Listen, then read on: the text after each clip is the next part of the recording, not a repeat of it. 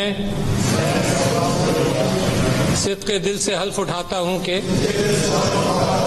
میں خلوص نیت سے پاکستان کا حامی و وفادار رہوں گا۔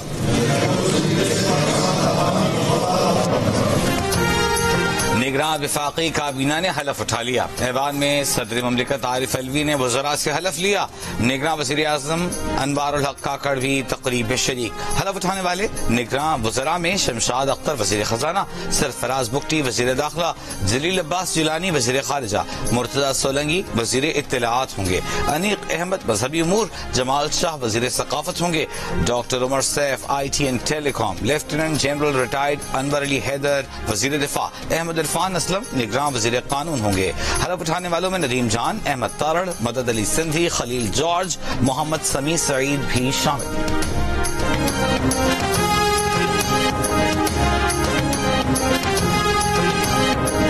جس چرچ کی صلیب توڑی گئی عدالت وہی لگائی جائے، مجرموں کو کیفر کردار تک پہنچایا جائے۔ جڑاوالا واقعے پر علامہ طاہر اشرفی پھٹ پڑے، ریاست سے انصاف کا مطالبہ کر دیا۔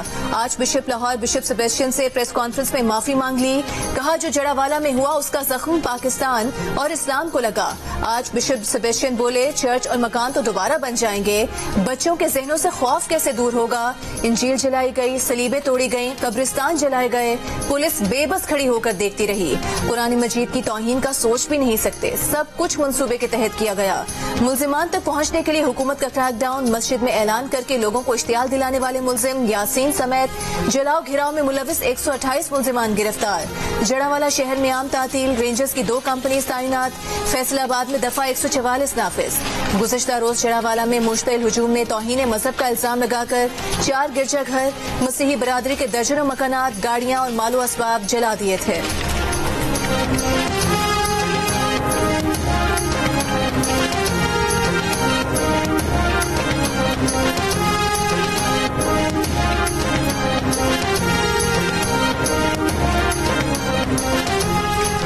چیف جسٹس پاکستان سے سیمی الفیاری کی سربراہی میں اقلیتی وفد کی ملاقات۔ چیف جسٹس پاکستان نے اقلیتوں کے حقوق کا تحفظ ریاست کا بنیادی فرض ہے، درپیش چیلنجز کے لیے مشترکہ کاوشوں کی ضرورت ہے۔ آئین پاکستان اقلیتوں کو تحفظ فراہم کرتا ہے، ہر پاکستانی کو مذہبی آزادی حاصل ہے۔ چیف جسٹس عمر بندیال نے کہا سپریم کورٹ اقلیتوں کے حقوق کی امین ہے۔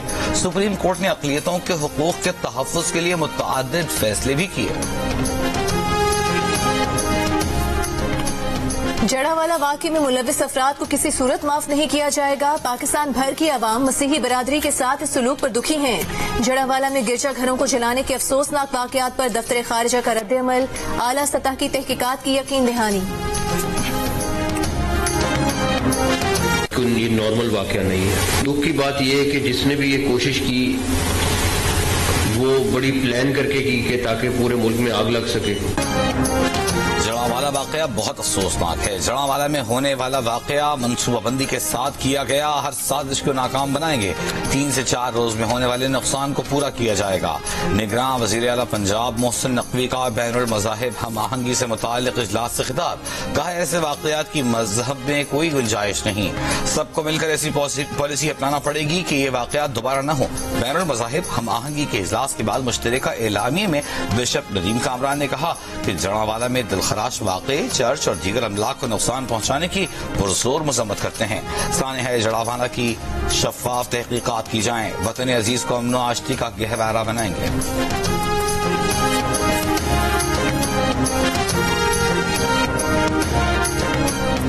اسلامی نظریاتی کونسل نے جڑاوالا سانحے میں ملوث افراد کو سزا دینے کے لیے خصوصی عدالتیں قائم کرنے کا مطالبہ کر دیا، کہا دوسرے مذاہب کے افراد اور عبادت گاہوں پر حملے کی قانون اور اسلام میں کوئی گنجائش نہیں۔ خصوصی عدالتیں قائم کی جائیں جو جرائم پر اکسانے والے منصوبہ سازوں اور مساجد سے اعلانات کرنے والوں کو سزائیں دیں۔ اسلامی نظریاتی کونسل کے چیئرمین ڈاکٹر قبلہ ایاز نے مزید کہا اسلام تمام مذاہب کی عبادت گاہوں اور مذہبی شاعر کے احترام کا درس دیتا ہے۔ جن گھروں اور عبادت گاہوں کو نقصان پہنچایا گیا حکومت فوری ان کی بحالی کے اقدامات کرے۔ ممتاز عالم دین مفتی منیب الرحمان کی جڑاوالا سانحے کی شدید مذمت، جامع تحقیقات کر کے ذمہ داران کو سزا دینے کا مطالبہ، کہا تمام مسلم اور غیر مسلم شہریوں کی جان، مال، آبرو اور املاک کا تحفظ ریاست کی ذمہ داری ہے۔ مفتی منیب نے مزید کہا کہ قرآن کریم اور ناموس رسالت کی اہانت کے ذمہ داران کو بھی قانون کے کٹہرے میں لایا جائے۔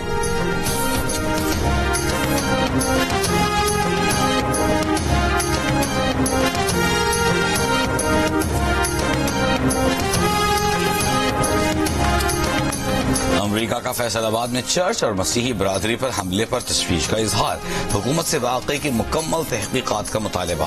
اسلام آباد میں یورپی یونین کی سفیر رینا کینیکا نے کہا کہ جڑاوالا سے پریشان کن رپورٹس آئی ہیں، قانون کی حکمرانی اور رواداری یورپی یونین کی بنیادی اختیار ہیں۔ انسانی حقوق کمیشن پاکستان کی جڑاوالا میں مسیحیوں کے گھروں اور عبادت گاہوں پر حملوں کی مذمت، کہا کہ اس طرح کے حملوں کی تعداد میں گزشتہ کئی برسوں میں اضافہ دکھائی دیتا ہے۔ تشدد کے مرتکب اور اکسانے والے افراد کی شناخت کر کے قانون کے مطابق سزا دی جانی چاہیے۔ حکومت ایسے واقعات کی روک تھام اور اقلیتوں کا تحفظ یقینی بنائے۔ سابق سیکرٹری خارجہ جلیل عباس جیلانی کا گرجا گھروں پر حملوں کے خلاف سخت ایکشن کا مطالبہ۔ استحکام پاکستان پارٹی کی فردوس عاشق اوان کا بھی واقعے پر اظہار مذمت۔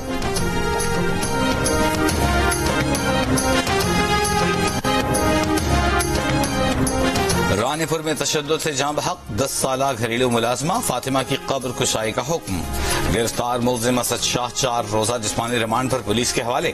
ملزم اسد شاہ نے خیرپور کے ایڈیشنل سیشن جج کی عدالت کو بتایا کہ وائرل ہونے والی ویڈیوز ان کی حویلی کی ہیں، بچی پر تشدد نہیں کیا بلکہ حویلی کی ویڈیوز انہوں نے خود پولیس کو فراہم کی تھیں۔ ان کی حویلی میں بچیاں کام کاج کرتی ہیں، مرید خوشی سے بچیاں کام پر لگاتے ہیں۔ مقدمے میں نامزد ملزم کی اہلیہ ہنا شاہ کو Sindh high court Sukkur bench سے 7 روز کی حفاظتی ضمانت مل گئی۔ جرم چھپانے اور غفلت برتنے پر ایس ایچ او رانی پور امیر چاند اور ڈاکٹر عبدالفتاح میمن سے تحقیقات جاری۔ 10 سالہ فاطمہ رانی پور کے پیر کی حویلی میں کام کرتی تھی، وہیں سے مردہ پائی گئی۔ اسلام آباد کے سول جج عاصم حفیظ بھی اپنے گھر کام کرنے والی کمسن ملازمہ پر تشدد کرتے تھے۔ تشدد کا شکار بچی رضوانہ کی دادی کا الزام۔ جیو نیوز کی اسپیشل ٹرانسمیشن میں بتایا کہ سول جج اور ان کی فیملی رضوانہ کو کمرے میں بند کر کے کشمیر چلے جاتے تھے۔ رضوانہ کی بہن نے بتایا کہ رضوانہ جب فون پر بات کرتی تھی تو سول جج کی اہلیہ سومیا ساتھ ہوتی تھی، اس لیے وہ کوئی مار پیٹ کی بات نہیں بتاتی تھی۔ دوسری جانب اسلام آباد پولیس نے سول جج عاصم حفیظ کو بیان ریکارڈ کروانے کے لیے دوبارہ طلب کر لیا۔ رضوانہ کا بیان بھی آج ریکارڈ کیے جانے کا امکان۔ کیس کی تفتیش کے لیے قائم کی گئی جے آئی ٹی نے 3 ویڈیوز فورینسک لیب لاہور بھجوا دی۔ بچوں کو ملازمت پر رکھنے کی سزا صرف 1 ماہ جیل ہے، ایسے لوگوں کو عبرت ناک سزا ملنی چاہیے۔ Chairperson child protection bureau Punjab Sara Ahmad کی جیو نیوز سے خصوصی نشریات میں گفتگو، کہا گھریلو ملازم بچوں پر تشدد کے 250 کیسز دیکھے ہیں، زیادہ تر کیسز میں سزا ہی نہیں ہوتی۔ جب تک بچوں پر تشدد میں ملوث افراد کو عبرت ناک سزا نہیں دی جاتی تب تک یہ واقعات رکنے والے نہیں۔ ممتاز قانون دان ضیاء اوان ایڈوکیٹ کا کہنا تھا کہ قانون کمزور نہیں لیکن قانون پر عمل درآمد نہیں ہوتا۔ سپریم کورٹ اور ہائی کورٹ کے چیف جسٹس صاحبان کو ماتحت عدالتوں کو نوٹس جاری کرنے چاہیے کہ گھروں میں بچے کام نہیں کریں گے۔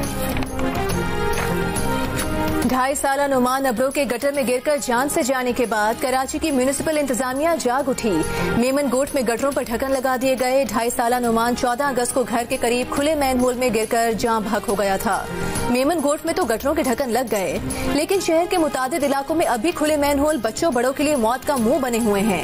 بلاول ہاؤس سے صرف 2.5 کلومیٹر کی دوری پر سڑک پر 4 مین ہولز کے ڈھکن غائب ہیں۔ ضلع وسطی میں شاہراہ نور جہاں اور کلندریا چوک اور انڈا موڑ تک نالوں کا مرمتی کام جاری۔ کام کی وجہ سے سیوریج کا پانی سڑک پر آ گیا۔ شہر کے مختلف علاقوں میں جاری ترقیاتی کاموں کی وجہ سے ٹریفک جام کے مسائل شہریوں کے لیے وبال جان بن گئے۔ کہیں سڑک بند ہوئے، کہیں مکمل بند، کہیں گڑھے، کہیں عرصے سے مشینری کھڑی ہوئی ہے تو کہیں ملبے کا ڈھیر۔